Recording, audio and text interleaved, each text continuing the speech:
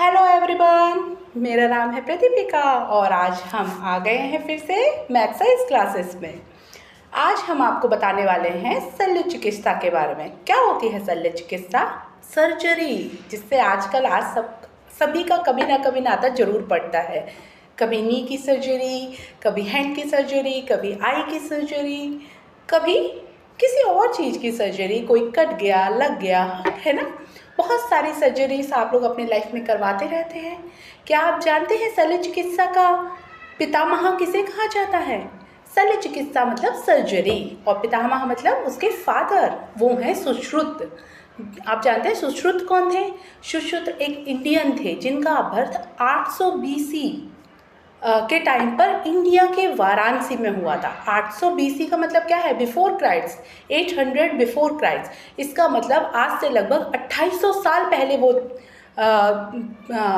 उनका जन्म हुआ था। कहाँ पे हुआ था? वाराणसी में उनका जन्म हुआ था।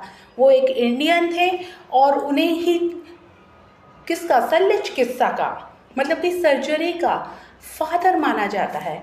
उन्होंने अपनी एक बुक भी लिखी जो है सुश्रुत संहिता, जिसमें उन्होंने अपने सारे एक्सपेरिमेंट्स को, अपने सारे नॉलेज को वहाँ पे दिखाया है। और जानते हैं उनके वो किसके शिष्य थे? वो थे धन्वंतरी के शिष्य। और उनका शिष्य कौन था? चरक, जिन्होंने चरक संहिता की रचना की थी। अब आप सोच सकते हैं कि हम इंडियंस कितने एडवांस हैं। अब आते हैं मजे की बात पर। मजे की बात क्या है पता है आपको?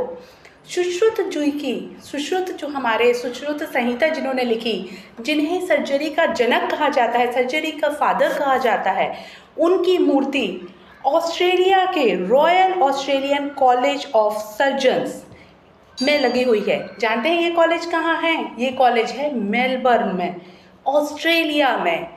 अब देखिए हमारे कॉलेजेस के सामने, मेडिकल कॉलेजेस के सामने उनकी मूर्ति है या नहीं ये तो पता नहीं, लेकिन देखिए ऑस्ट्रेलिया वालों ने ज़रूर उनको स्वीकृति दी है, इस बात को स्वीकृति दी है कि सर्जरी के जनक कौन है? सुश्रुत हैं, जिन्होंने क्या लिखी है? सुश्रुत संहिता। और वो एक इंडियन है और उनका जन्म 800 BC में कहाँ हुआ था? यूपी के वाराणसी में हुआ था। Okay, bye.